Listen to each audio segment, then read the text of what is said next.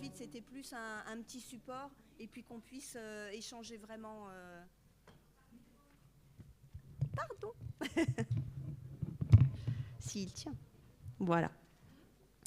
Alors, le PAX. Alors, c'est pas moi qui l'ai inventé. Hein. J'ai eu une formation dernièrement sur l'alimentation pour les handicaps complexes. Et la formatrice nous proposait d'adopter le PAX. Et j'ai trouvé ça tellement génial que j'ai foncé. Donc, le PAX, plaisir, autonomie, confort, santé et sécurité, évidemment. Je voulais juste faire un tout petit rappel des phases de la déglutition, hein, pour qu'on soit bien tous d'accord sur voilà, quels sont les a priori sur lesquels on va pouvoir partir quand même. Il y a une phase, la première phase, c'est la phase d'anticipation. Ça va être une phase qui va être hyper importante. Je vais prendre le micro. Ça va être tout ce qui va se passer avant même que l'aliment soit en bouche. Le plaisir des yeux, le plaisir de l'odorat, le plaisir des textures qu'il va y avoir, le mélange des couleurs dans l'assiette, les odeurs, tout ce qu'on va pouvoir ajouter de noix de muscade, de cumin et j'en passe. Voilà, tout ce plaisir-là, eh ben, ça va être hyper important de continuer à le stimuler avant de vous proposer de manger, hein, parce que quand il y a cette phase d'anticipation, ben, ça permet aussi d'améliorer, en tout cas de projeter les compétences motrices derrière. Donc ça va être une étape qui va être hyper importante. La phase buccale, donc c'est la phase qui est entourée en vert, c'est tout ce qui va se passer dans la bouche. Et là, effectivement, c'est une phase qui est active et qui est volontaire, en fonction, bien évidemment, des capacités de chacun. Hein. La phase pharyngée, donc entourée en violet, qui est plus en arrière de gorge, et c'est la phase la plus insécuritaire, si on peut dire. C'est parce que c'est l'endroit où il va y avoir le mélange du tube digestif et des voies respiratoires. Donc c'est le carrefour de tous les dangers. Attention aux fausses routes à ce niveau-là. Mais on va voir comment on peut essayer malgré tout de le faire en sécurité. Et puis la dernière phase, la phase œsophagienne, qui est entourée en bleu. Donc là, les aliments ne se sont pas trompés de chemin. Ils sont déjà arrivés dans l'œsophage et ils vont descendre petit à petit dans l'estomac. Alors, c'est un terme un peu barbare, on appelle ça le péristaltisme. Mais en gros, l'œsophage, ce n'est pas juste un tube, ça arrive au début, et puis je fais tomber, puis ça tombe dans l'estomac, tout est bien. Non, le péristaltisme, c'est un muscle qui va bouger un peu en forme de sablier. Donc en fait, les aliments vont tomber jusqu'à un certain moment, les muscles vont s'ouvrir, ils vont redescendre un petit peu plus bas, ça s'ouvre, ça redescend un petit peu plus bas. Vous mettez vraiment l'image d'un sablier qui va s'ouvrir et se refermer au fur et à mesure que les aliments font leur chemin. Alors, les quatre domaines sur lesquels on va essayer de travailler, eh bien, tout simplement, il faudra moduler un équilibre entre les quatre pour que votre repas reste agréable, mais aussi, bien sûr, avec une bonne visée de nutrition. Hein. Et puis, ne pas oublier que le repas, surtout quand on habite en France, c'est quand même un sacré temps de socialisation. Hein. On aime bien être autour de la table, refaire le monde, voilà. Donc, c'est aussi ce moment-là, mais on verra aussi, on essaiera de voir comment le mettre en place en toute sécurité. Voilà, donc le plaisir. Bien sûr, on va stimuler tous les sens. Bon, je vous ai trouvé des petites images que je trouvais assez sympas. Je sens, j'imagine les textes, les saveurs. Hein.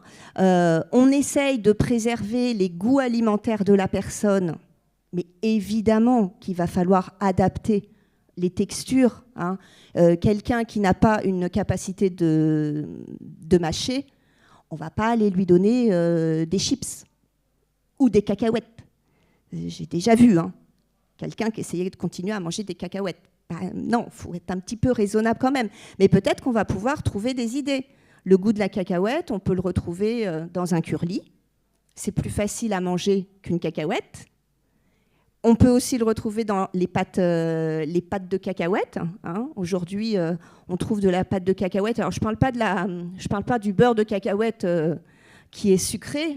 Vraiment, la pâte de cacahuète qu'on peut trouver dans les épiceries de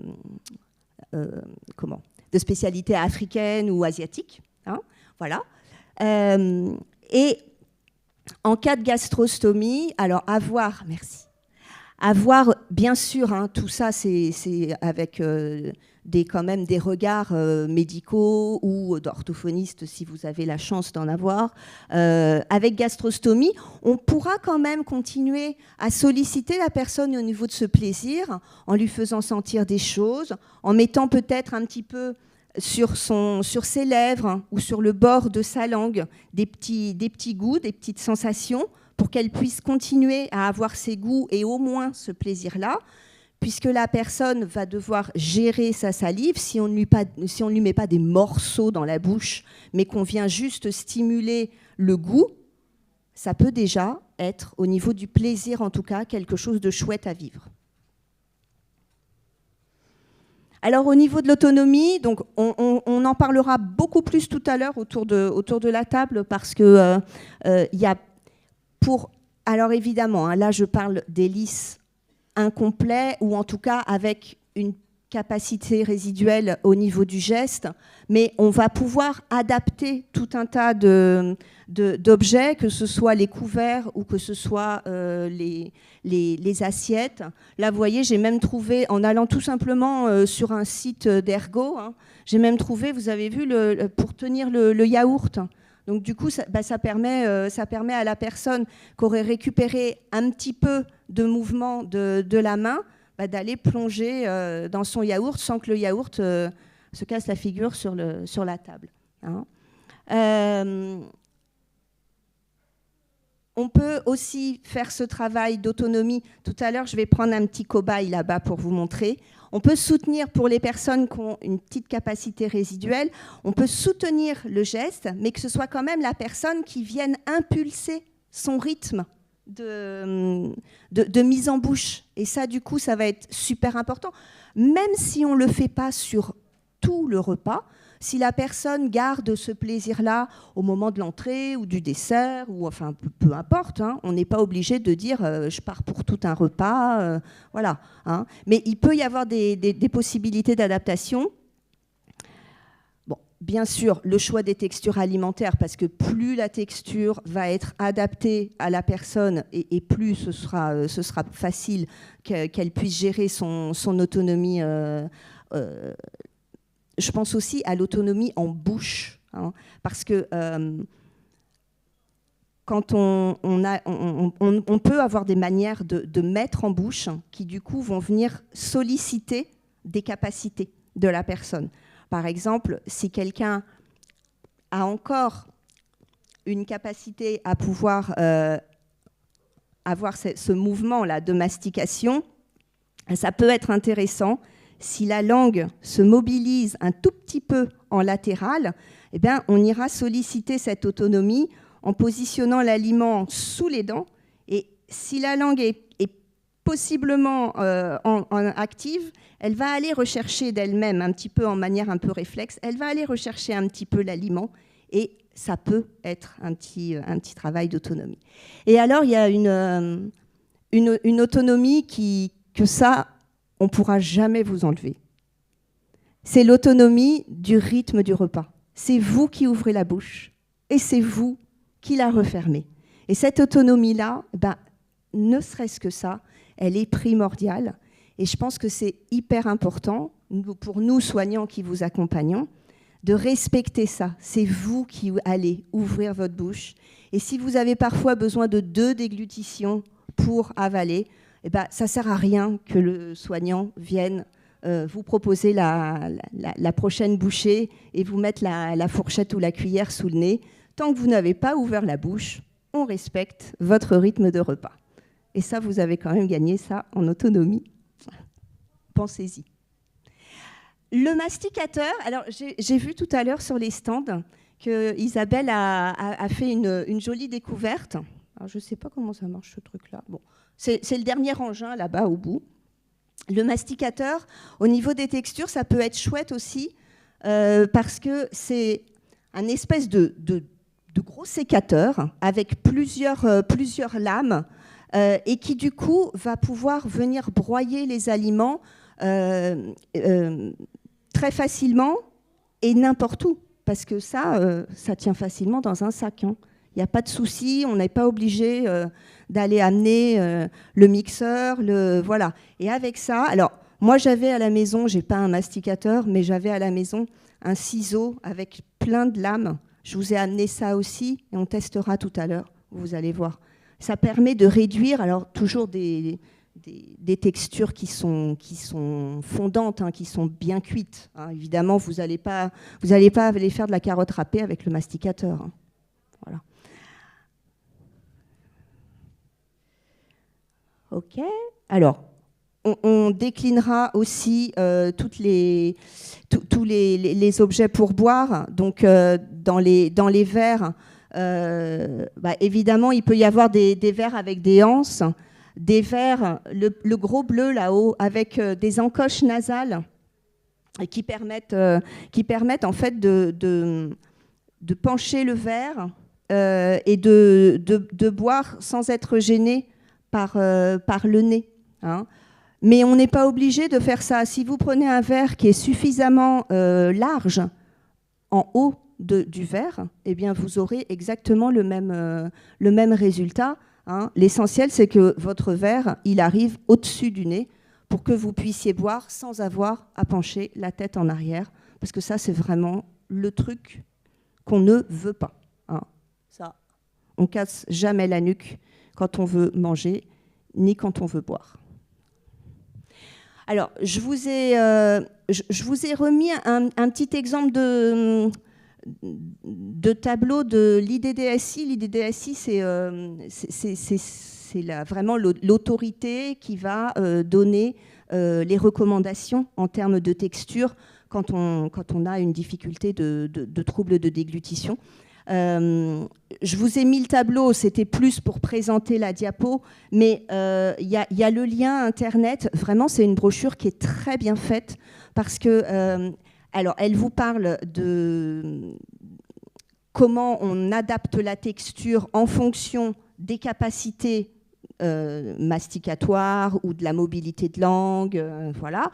Elle vous propose aussi de pouvoir juger, justement, c'est un peu des systèmes d'échelle, de pouvoir juger sur les textures. Est-ce qu'elle est collante? Est-ce qu'elle est fluide? Voilà, et ils montrent vraiment tout un tas d'exemples sur est-ce que ça va coller à la fourchette? Est-ce que ça va tout de suite passer entre les dents de la fourchette ou pas, enfin voilà, c'est vraiment très très bien fait et c'est vraiment un bon outil pour aller vérifier ce que vous avez besoin de chercher sur les textures adaptées à l'état de mastication dans lequel vous êtes.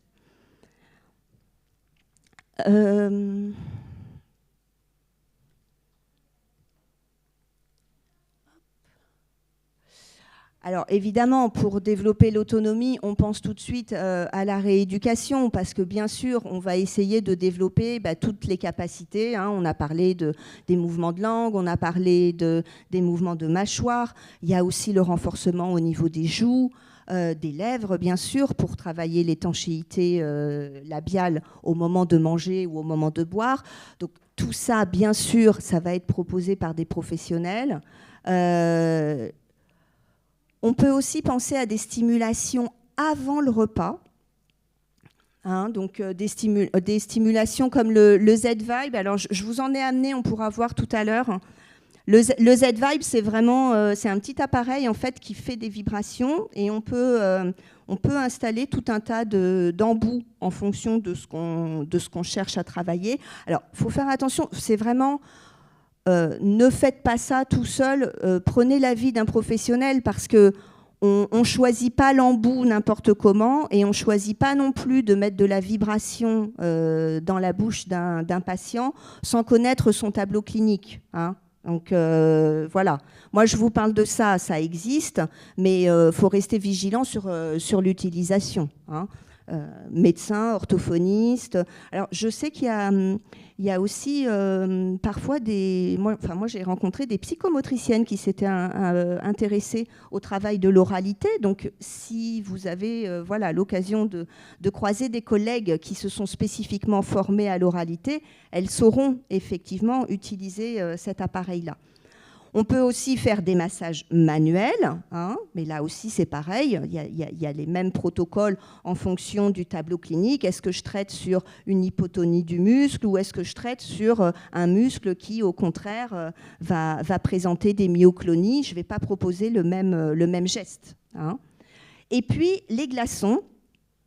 Alors les glaçons, ça il y en a pour qui ça peut vraiment réveiller un petit peu les petites fonctionnalités, un petit peu justement, principalement, enfin moi je l'ai vécu principalement au niveau de la langue. Alors, il n'y a rien de magique, on est d'accord, mais pour travailler un petit peu sur la langue qui se met à bouger un petit peu mieux, très franchement, les petits glaçons dans la bouche, c'est chouette. Alors le petit truc, moi je vous ai fait ça, la petite astuce, c'est vous mettez un gant chirurgical, vous remplissez d'eau, vous mettez au congélateur, et puis quand vous avez besoin de solliciter la bouche de la personne que vous accompagnez, vous coupez un des doigts, vous le remettez dans un autre gant comme ça, il n'y a pas le tout froid, il n'est pas directement au contact, et puis en plus de ça, quand ça fond, on n'est pas en train de gaver la personne avec le glaçon qui est en train de fondre. Et puis vous utilisez ce petit glaçon en petit massage pour venir stimuler. Là encore, il y a des techniques. On vise, on vise des endroits spécifiques de la bouche, on vise des sens aussi spécifiques, hein, on essaye de respecter les sens des fibres du muscle. Enfin, on fait pas ça n'importe comment. C'est pour ça que j'ai bien noté que ça, hein, on respecte quand même la vision du professionnel pour utiliser ça. Je vous ai parlé aussi de la vidange buccale. Ça me paraissait être hyper important aussi. La vidange buccale, alors, c'est vraiment une manière d'aller dire j'essaye de travailler sur j'ai le moins de résidus possible en bouche à la fin d'un repas. Et ça peut être intéressant de proposer cette vidange buccale. Moi, quand j'étais à la masse, il y avait certains résidents où je le proposais entre chaque plat. On faisait des vidanges buccales, c'est-à-dire on les faisait déglutir à vide, hein, donc sans avoir d'aliments. Mais du coup, pour provoquer une déglutition qui va peut-être un petit peu aller récupérer les petits morceaux qui traîneraient un petit peu dans la bouche. Et le fait de vous demander ça de manière active, eh bien, ces petits morceaux qui traînent, vous allez les avaler, mais puisque vous êtes en train de déglutir complètement consciemment, vous n'allez pas vous faire surprendre par ces petits résidus et vous risquez moins de vous mettre à tousser. Voilà. Alors que si le morceau il reste accroché un petit peu et puis qu'il part un quart d'heure plus tard, quand vous avez fini votre repas et que vous êtes en train de penser à autre chose, et que le morceau il se décroche à ce moment-là et que vous y attendez pas, c'est peut-être l'occasion où... Voilà, ça va faire un petit peu tousser, ça ne va pas être très agréable. Donc la vidange buccale, ça peut être un chouette truc. La vidange buccale, on demande à la personne de déglutir sa salive à vide, hein. On peut aussi, si on veut la rendre un petit peu plus efficace, principalement s'il y a S'il y a des personnes qui ont du mal avec la coordination de la respiration, hein, on peut leur demander d'aller faire cette vidange buccale en faisant une petite pression. On vient par exemple, on vient mettre la main sur le front et on leur demande d'avaler la salive en faisant un petit peu une contre-résistance contre notre paume. Et du coup, elles vont vraiment bien refermer leur voie respiratoire parce qu'elles seront en train de faire cet effort pour venir faire la contrainte. Et du coup, les voies respiratoires étant bien fermées, ça va aider à ce que la déglutition se fasse plus en sécurité. D'ailleurs, je pense que vidange buccale, j'aurais peut-être dû le mettre au niveau de sécurité plutôt qu'autonomie.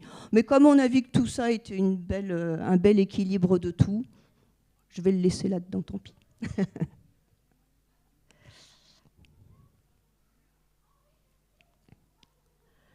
Alors, le confort. Évidemment, une bonne installation, c'est primordial. De toute façon, c'est primordial pour tout le temps. Hein. C'est primordial pour la personne. Donc, l'idéal étant une assise à 90 degrés. Alors ça, on ne l'obtient pas toujours, mais en tout cas, on essaye de ne pas être complètement glissant, hein, par rapport à son bassin. Les pieds en appui, c'est beaucoup mieux. Et puis, surtout, ce qui va être surtout important, c'est l'alignement entre la tête et le tronc. Hein. Donc, c'est ce que je vous disais tout à l'heure. Ce qu'on ne veut pas, c'est ça. Après, quand une personne est un petit peu en semi-allongé, mais que l'alignement, il est respecté, ben pourquoi pas? N'est-ce pas, Arnaud? Pas de souci. Voilà. Le confort de l'aidant. Alors, le confort de l'aidant, moi, j'aimerais y revenir parce que je trouve qu'on l'oublie souvent, mais c'est quand même hyper important. Si l'aidant, il est bien installé, lui, il va pouvoir être beaucoup plus juste dans son geste. Et puis, une bonne installation de l'aidant, c'est aussi une installation par rapport à la personne. On voit trop souvent, vous avez vu la photo que j'ai barrée, on voit trop souvent des gens qui sont installés à côté. Bah oui, mais alors quand je suis installée à côté, alors moi en tant qu'aidant, alors je me tourne complètement, je vois pas ce que je fais parce que comme je suis à côté, bah, je vois pas la bouche de la personne. Donc si j'ai besoin de viser, d'aller lui mettre les aliments plutôt au niveau des molaires pour travailler la mastication, bah, si je suis sur le côté, un coup ça passe et puis un coup ça passe pas. Voilà. Donc ça c'est vraiment hyper important. Du coup, la deuxième photo, elle est vraiment en face de la personne, mais parce que la personne est assise sur un fauteuil standard avec juste une petite tablette. Sur les fauteuils, les fauteuils roulants, la largeur est beaucoup plus grande, donc on se mettra plutôt de 3/4. Mais là aussi, tout à l'heure, je prendrai Béatrice, on fera un petit truc un peu cobaye pour vous montrer le 3/4. Voilà. Alors évidemment, l'environnement calme, sans télé, parce que évidemment, alors surtout quand on est dans les établissements, les télés sont souvent mises accrochées au mur, donc en hauteur, et donc si je regarde la télé, bah, je casse ma nuque. Voilà. Hein. Et puis le travail autour du repas, ça va être vraiment un travail qui va vous demander beaucoup de concentration.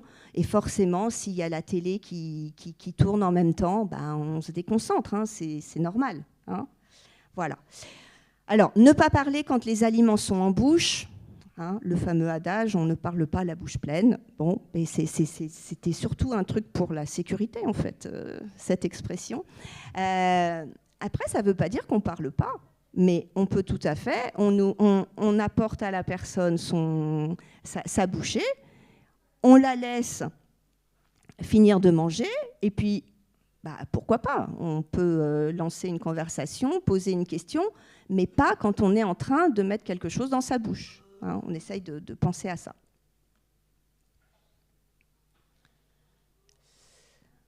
Alors, on passe à la santé-sécurité. Donc, évidemment, hygiène bucco-dentaire, bien sûr. Hein. C'est complètement essentiel. Là aussi, je vous montrerai, j'avais été formée par une dentiste sur le geste pour pouvoir faire du lavage de dents. J'avais trouvé que c'était hyper intéressant. En fait, elle ne se positionnait pas en face de la personne, comme on aurait tendance à vouloir le faire. Elle se positionnait sur le côté de la personne, légèrement en arrière, parce qu'en fait, du coup, son geste ressemblait au geste qu'elle fait sur elle-même. Et du coup, elle était finalement beaucoup plus précise dans le geste du lavage de dents. Bon, j'ai remis une petite dia sur les différentes phases du lavage de dents. Il faut bien sûr penser à toutes les phases des dents. Hein. Surtout, après les repas, on vérifie les fameux résidus qui sont en bouche. Je vous ai parlé de la vidange buccale, mais évidemment qu'elle peut ne pas suffire. Il peut y avoir des résidus qui viennent se glisser le long de la gencive, entre la gencive et la joue, là, vraiment très en arrière. Si la personne ouvre la bouche comme ça, vous ne la verrez pas. Hein. Donc, faut vraiment essayer d'aller bien inspecter en bas et en haut, parce qu'il peut y avoir aussi parfois des petits résidus en haut, donc on y pense. Hein. Le palais, bien évidemment, hein, on fait bien attention s'il y a des aliments qui se sont collés au palais, on ne les laisse pas en place après le repas. Hein. Il faut vraiment que l'hygiène... Là, je ne vous parle même pas du lavage de dents. Hein, les résidus, on les traite après chaque repas. Hein, c'est vraiment hyper important. Ah ben, je l'ai remise, la vidange buccale. Quand même. Je vous ai mis des petites photos.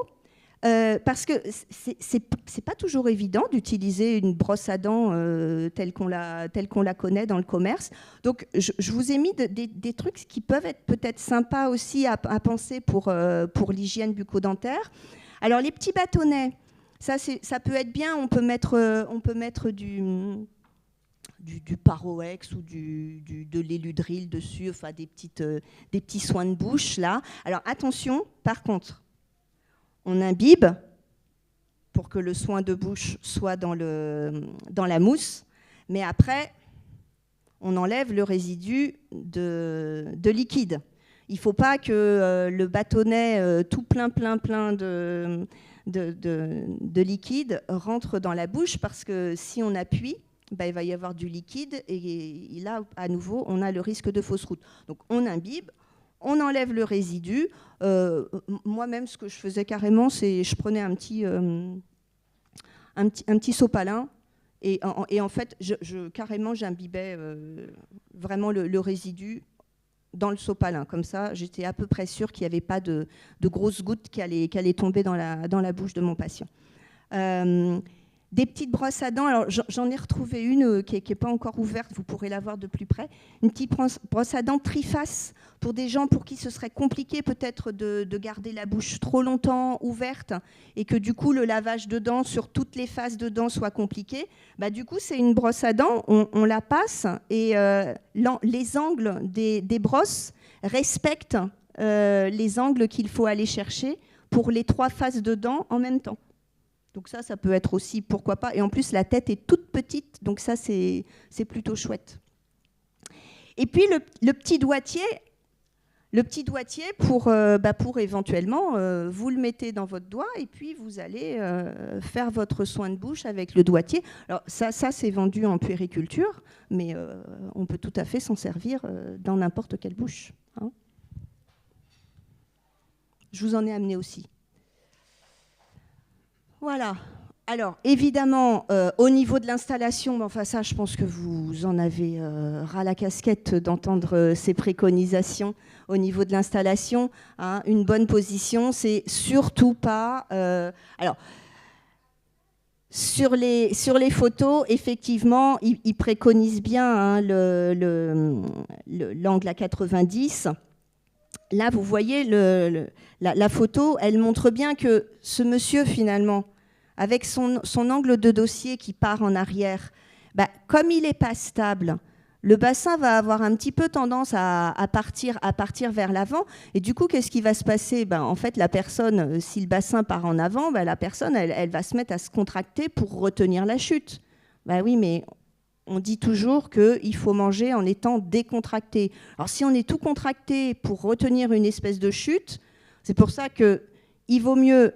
Alors je pense que la majorité d'entre vous ont des fauteuils dont l'assise pivote, mais en fait le 90 d'assise, vous le gardez, et après si vous voulez manger en étant un petit peu plus en position allongée, eh bien, on pivote toute l'assise. Hein, parce que si je pivote le dossier, bah là, je glisse. Si je pivote l'assise, bah mes fesses, elles tombent dans le 90 degrés et puis je reste bien installée et je n'ai pas à me battre contre une sensation de glissade. Alors, on évite évidemment les verres qui obligeraient, enfin les verres ou les contenants, hein, qui obligeraient à mettre la tête en arrière. Donc, ce genre de verre à bec, on pourrait penser que c'est... alors, j'ai des résidents de la masse hein, qui l'utilisent, le verre à bec, et qui l'utilisent très bien. Mais ça dépend une fois de plus de leur capacité. Hein. Ce que je veux vous dire là, c'est que le verre à bec, il ne faut surtout pas se dire « Ah, j'ai des problèmes de déglutition, j'y vais sur le verre à bec ». Non. Il faut vraiment se poser la question de « C'est quoi mes problèmes de déglutition? Est-ce que je peux gérer le verre à bec ?» Ben, peut-être pas. Parce que le verre à bec, forcément, ça vous oblige à mettre la tête en arrière. De la même manière, les petites gourdes, parce que ça, c'est super. On pourrait se dire, tout à l'heure, on parlait d'autonomie. Alors, les petites gourdes, pour quelqu'un qui aurait encore une petite préhension à porter la gourde, ça peut être chouette au niveau de l'autonomie. Ben oui, mais la gourde, ça vous oblige à mettre la tête en arrière. Et là, on est sur la fameuse balance. Est-ce que je privilégie l'autonomie ou est-ce que je privilégie ma sécurité? Privilégiez votre sécurité peut-être. Alors, la paille. La paille, dans tous les troubles de la déglutition, vous verrez, c'est proscrit. Ok, ouais, c'est proscrit, mais si la personne arrive à gérer sa paille, pourquoi pas? Là encore, ça va être une question de point de vue en fait. Hein. Donc ça, c'est pareil. Faites-vous aider pour vous dire, est-ce que cette paille, je peux quand même l'utiliser? Quelles sont les conditions pour l'utiliser? Mais ne peut-être pas la proscrire d'office, se poser la question. Hein. La paille, en fait, ça nécessite... alors déjà, le problème de la paille, c'est qu'on a peut-être parfois tendance à la mettre un petit peu trop loin dans la bouche. Bon, bah, déjà, on peut travailler sur la laisser un petit peu plus en avant de la bouche.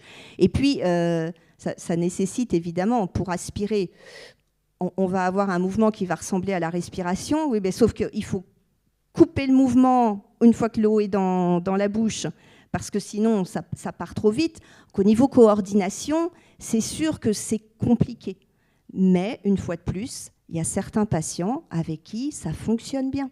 Donc, on essaye, on teste avec des professionnels, et pourquoi pas. Mais avec un avis.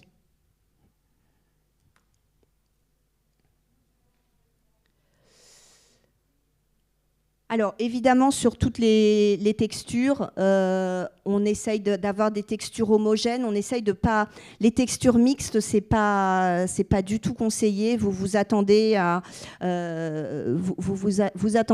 manger quelque chose de solide. Et puis, en fait, en croquant dedans, c'est du liquide qui sort. Hein. Les clémentines, le pain trempé dans du café ou du chocolat. Bah oui, c'est chouette, ça va ramollir, sauf que la première bouchée que vous allez faire, vous allez aspirer de l'eau alors que votre corps s'apprête à mâcher. Donc, c'est pas du tout recommandé. Après, toujours pareil, on va essayer de voir comment on peut adapter ça. Il y a un thé qui est arrivé, je crois qu'il va être froid, mais... les aliments, alors dispersibles évidemment, hein, tout ce qui va être le riz, la semoule, on fait attention, mais à nouveau, si on arrive à accompagner avec des légumes très fondants ou bien le riz, bah, on essaye plutôt de le faire bien cuire, un petit risotto. Alors après, il y a des gens qui vont dire, ah bah oui, mais moi j'aime bien le riz comme ça, le riz sec. Ah oui, mais à nouveau, ma balance.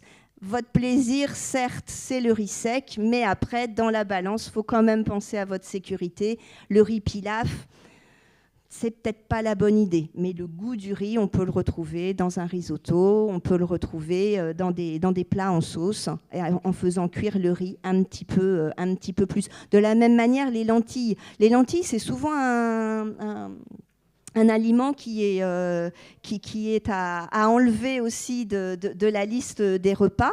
Mais pareil, hein, les lentilles, si vous les cuisez vraiment un petit peu plus long que la cuisson demandée, eh ben, elles se compactent un petit peu. Et après, en retravaillant un petit peu avec la fourchette, on peut à nouveau écraser pour rendre plus homogène. Pourquoi pas, hein? Tout ça, ça va dépendre de toute façon de vos capacités motrices au niveau de la bouche, hein. Et puis pour les boissons, ça, je pense que vous le savez aussi, on essaye d'éviter les boissons tempérées parce que en fait, elles ne vont pas donner tellement d'informations dans tout ce qui va être réflexe de déglutition. Par contre, si on est sur de la boisson chaude ou de la boisson fraîche, de la boisson pétillante, de la boisson un petit peu avec du jus de citron pour rendre acide, bah, du coup, on va rajouter des informations pour travailler les réflexes de déglutition.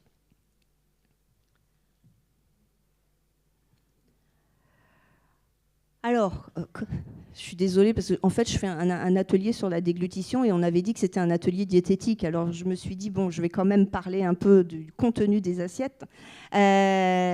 Donc, en cas de petit appétit, parce que parfois, le repas peut durer longtemps, hein, donc, vous pouvez tout à fait aller enrichir avec tout un tas de produits, la poudre de lait, le beurre, le fromage, les huiles, il y en a plein aujourd'hui. Vous pouvez vraiment, même au niveau des goûts, hein, on retrouve à nouveau ma balance plaisir.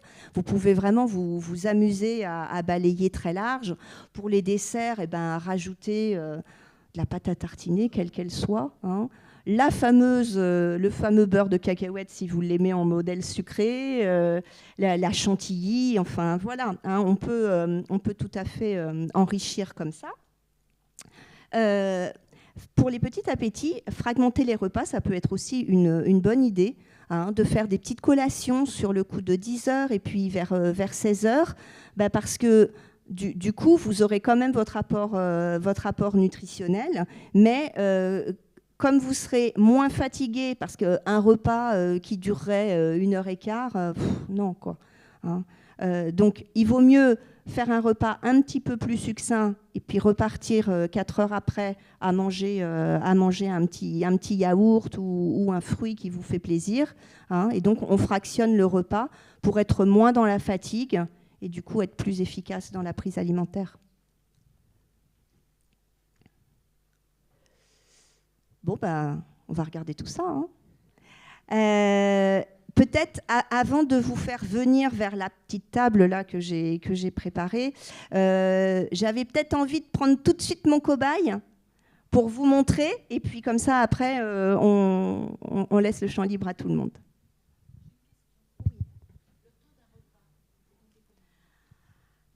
Alors, on dit, oui, en fait, on dit que le sentiment de satiété s'arrête au bout de 20 minutes, une demi-heure. Donc du coup, on se dit, voilà, parfois une demi-heure, c'est pas suffisant. Moi, je me dis, avec une personne qui a du mal comme ça, quand je travaillais à la masse Perce-Neige, en gros, 3/4 d'heure, c'était... Moi, ça me paraissait... Alors, ce n'est que mon avis, hein, mais moi, ça me paraissait raisonnable en termes de rythme, et de quand même pouvoir balayer tout le repas. Voilà. Mais il a été dit, sauf si je me trompe, mais je crois, hein, qu'il a été dit que c'était 20 minutes, une demi-heure par rapport au sentiment de satiété. Des collègues, n'hésitez pas, hein.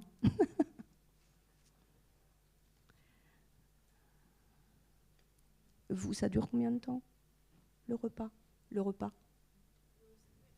Ça peut être 1 heure, oui. Ouais. Bon, après, voilà.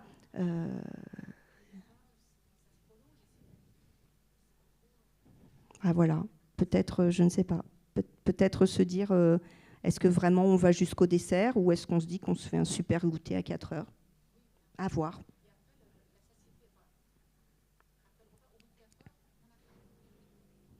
c'est plus facile que quand vous venez de manger pendant 3/4 d'heure. Parce que ce qu'il faut surtout pas oublier, c'est qu'il va y avoir quand même beaucoup l'effet de fatigue.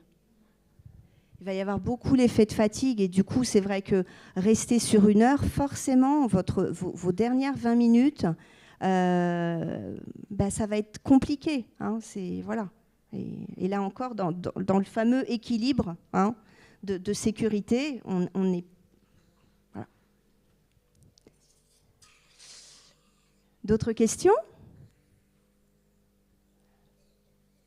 J'appelle Béatrice. Je vais me prendre une chaise.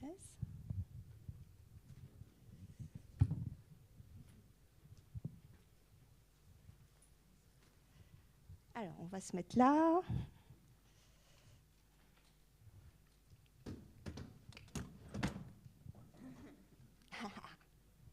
Je sais, la caméra, vous allez nous voir? Ouais, ça marche.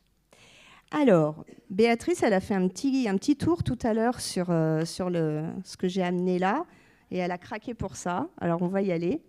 Bon, c'est une cuillère qui est avec un petit bracelet pour permettre la tenue.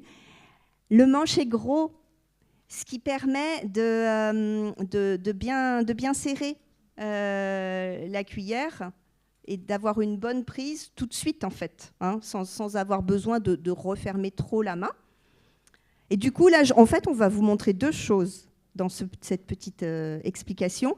Le soignant en position 3/4 et comment, chez une personne qui a un petit peu de mobilité résiduelle, comment travailler le geste d'aide pour amener la cuillère de manière à ce que elle ait une sensation d'autonomie, justement.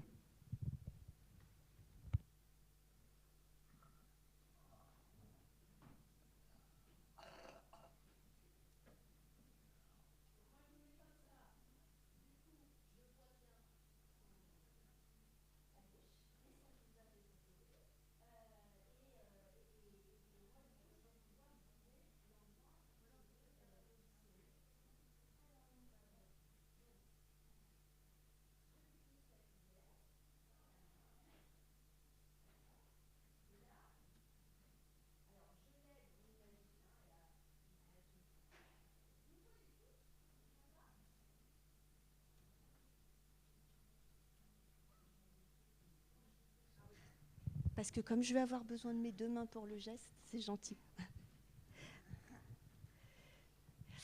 Il y a une chose que j'ai oublié de dire, qui est hyper important dans l'installation, c'est aussi la hauteur de table. Ça va aussi être super important. Donc là, par rapport à Béatrice, par rapport à ce qu'on voit, l'idéal, ce serait voilà, cette hauteur-là. D'accord ? Bon, là, on n'a pas la hauteur, donc on travaille comme ça. Et donc là, moi, enfin, je vais venir soutenir et j'attends que Béatrice fasse le geste. Mais je ne suis qu'un soutien. C'est elle qui fait. Et là, je l'aide un tout petit peu plus. Et voilà.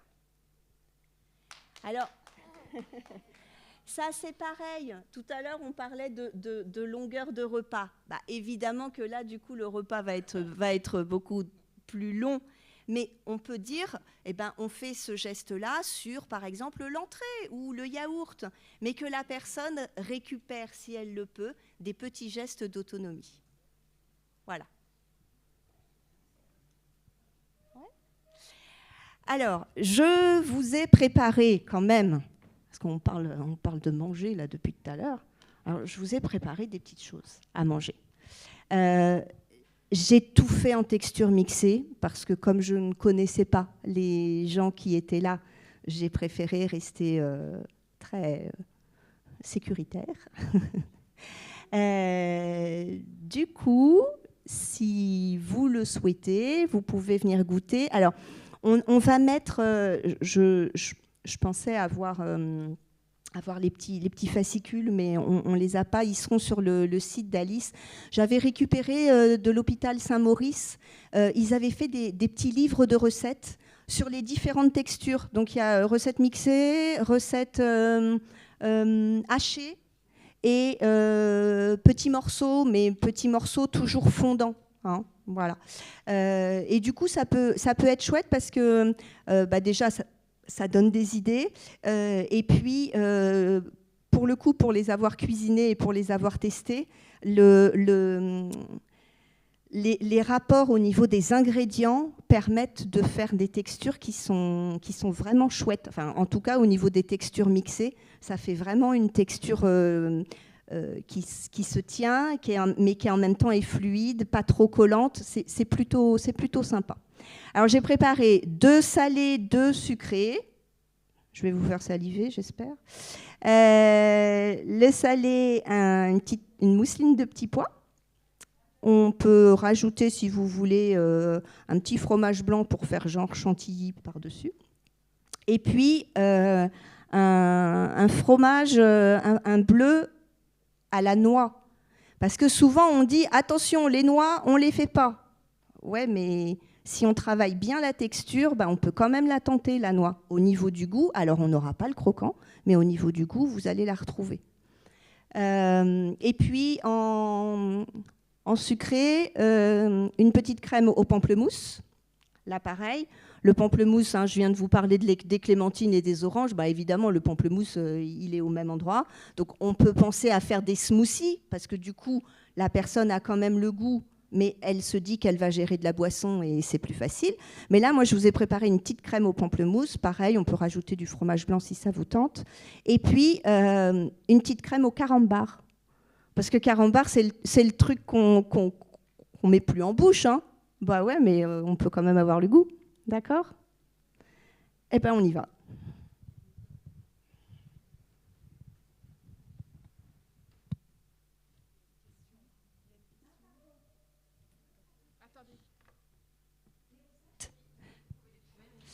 En fait, on va les mettre sur le site d'Alice. Il va y avoir les petits documents. Ah oui, je ne vous ai pas dit, mais on vous a sorti des petits documents là sur ce qu'on vient de dire.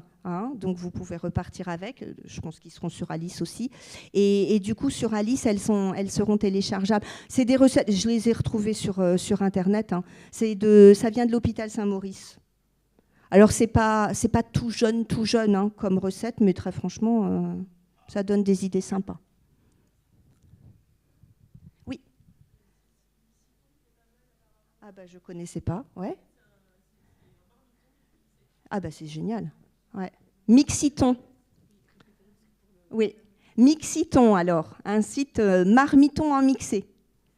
Chouette. Je vais aller voir. D'autres questions? Ok. Bon, je vous invite à venir.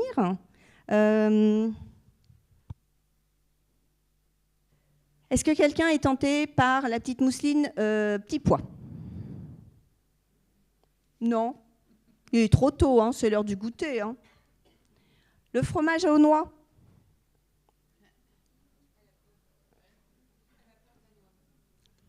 Est-ce que je peux vous montrer la texture? Je vous montre la texture. Ça marche.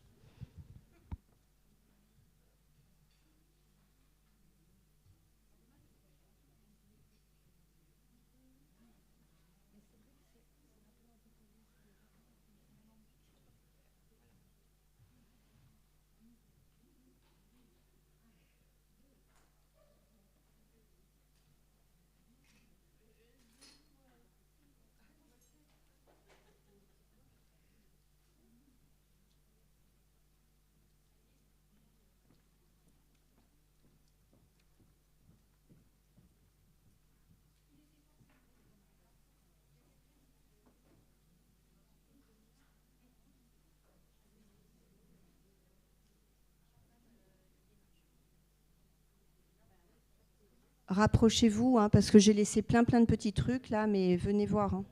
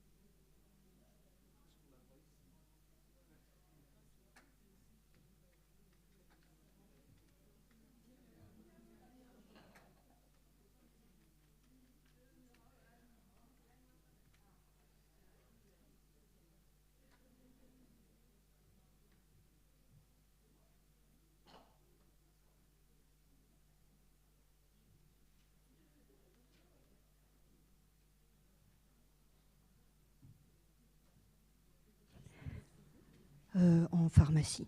Les brosses à dents trifaces, ça se trouve en pharmacie. Je me demande même si je ne l'ai pas déjà vu dans vraiment des très grandes surfaces, hein, genre Leclerc et tout ça, mais des grandes surfaces, mais voilà. Et vous voyez, l'inclinaison de la brosse est vraiment respectueuse de l'inclinaison. Ah oui, c'est vrai, j'avais dit que je vous montrerais comment... Bon, apparemment, tout le monde connaissait. Oui, oui, allez-y. Et du coup, ça permet de faire plus vite. Hein. Voilà. OK. Vous l'avez ouais, voilà. Bon, après, le masticateur, je pense que ça a peut-être plus de force. Mais les ciseaux, avec toujours de la texture fondante. Hein. Voilà, c'est ce que je vous disais, on va pas aller couper de la carotte râpée. Alors, la formatrice qui m'avait parlé du PAX nous disait, avec des personnes qui ont des capacités résiduelles hein, quand même au niveau de la mastication, mais les carottes râpées, ce qu'on peut faire, c'est on râpe les carottes et on les ébouillante 20 secondes. Et du coup, ça leur apporte un tout petit peu de tendreté et ça peut être peut-être plus facile pour la personne d'aller la croquer. Je ne l'ai pas testé, donc je ne saurais pas vous dire le résultat, mais voilà. Après, je pense qu'elle est en mixé. Oui. Il n'y a pas du tout de mastication, non, je la voyais. Bonjour. Quel est votre prénom?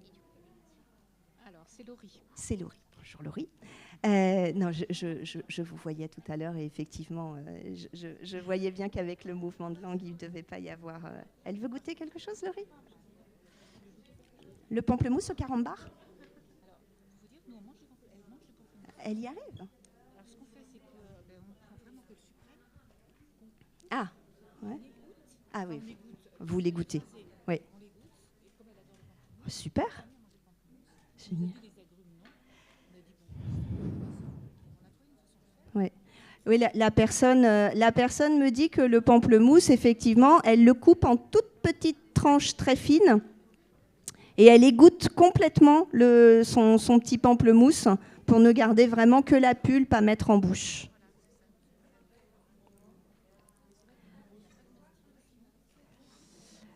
Je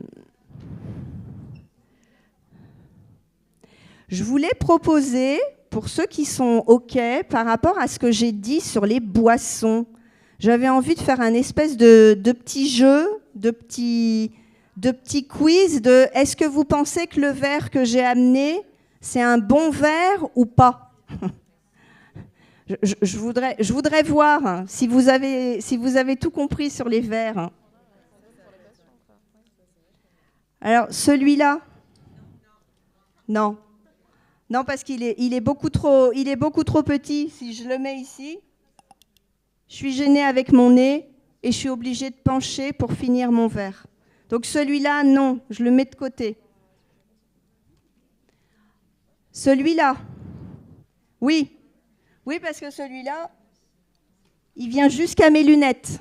Du coup, je ne suis pas obligée. Je ne suis pas obligée de pencher la tête pour avoir... Et puis si je ne finis pas mon fond de verre, hein, ce n'est pas grave. Hein, le verre, on le remplit toujours et comme ça, on n'est pas obligé d'aller au bout. Champagne? Non, même histoire. Hein, c'est encore pire que tout à l'heure. J'arrive aux narines. Celui-ci? Alors celui-ci, en fait, je l'ai pris, il est un peu limite. Il arrive aux lunettes, mais en fait, le piège de celui-là, c'est que vu la forme qu'il a au démarrage, il risque de faire un peu des espèces de petites vagues. Vous voyez, cette forme un petit peu arrondie, là, alors c'est très joli comme forme, mais en fait, ça peut provoquer des espèces de vagues, c'est pas super quand on amène. Alors, celui-là, je vous l'ai amené. En fait, c'est une paille qui est intégrée. Et donc, du coup, il y a un trou tout au fond du verre. Il y a un petit trou. Donc, pour une personne qui va du coup pouvoir baisser la tête. Alors, pour la paille, il faut avoir une bonne étanchéité labiale. Et du coup, on garde la tête penchée. Et garder la tête penchée, c'est protéger les voies aériennes.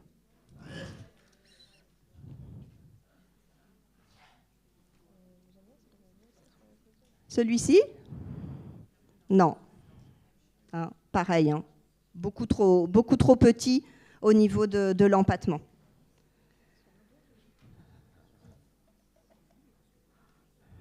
La petite gourde ? Pas terrible non plus. Hein. Même moi, je suis obligée de pencher hein, pour boire. Hein. Ah, un verre avec une paille.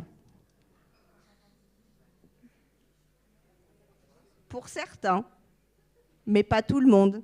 À voir avec votre orthophoniste ou votre médecin, ce qu'il en pense. Alors j'ai amené ça aussi parce que c'est vrai que parfois on passe comme ça par des seringues pour aider la personne hein, qui n'aura pas une bonne étanchéité labiale. Du coup, on vient mettre de l'eau comme ça. Alors ça, c'est pareil. Hein, le geste est hyper compliqué à mettre en place. On essaye vraiment, si on fait ça, il faut vraiment essayer.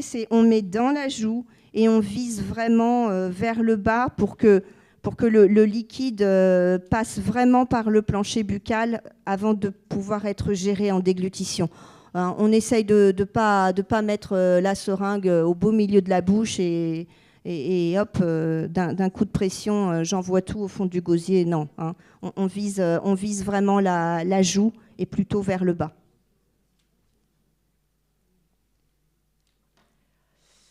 Alors ça, les collègues orthophonistes, elles doivent connaître. Non, c'est vrai. En fait, c'est une petite paille, mais c'est nous, les aidants, qui allons amener le liquide. Et donc, ça peut être un outil de rééducation dans un premier temps, où en fait, quand on va amener le liquide, alors du coup un tout petit peu, parce que quand on remplit d'eau et qu'on fait ça, le liquide il monte. Et du coup, les lèvres, de manière un peu réflexe, les lèvres vont venir se faire, et l'aspiration va se mettre en place un petit peu. Voilà. Ça peut être un bon outil de rééducation. Et alors, pareil, ma super formatrice m'avait montré un truc. Parce que ça a un certain coût. Donc, vous allez acheter ça, 1 € chez Defistock ou je ne sais pas quoi, et puis vous mettez un tube en plastique, les tubes de sonde urinaire, vous les coupez, et puis ça fait des pailles, et ça fait la même chose. Voilà. Elle nous avait dit aussi les petites gourdes de miel aussi. Vous savez, il y a des petites gourdes de miel, pareil, avec le bouchon stop-goutte, là. Vous glissez votre paille dans le bouchon stop-goutte et ça vous fait la même chose. Voilà.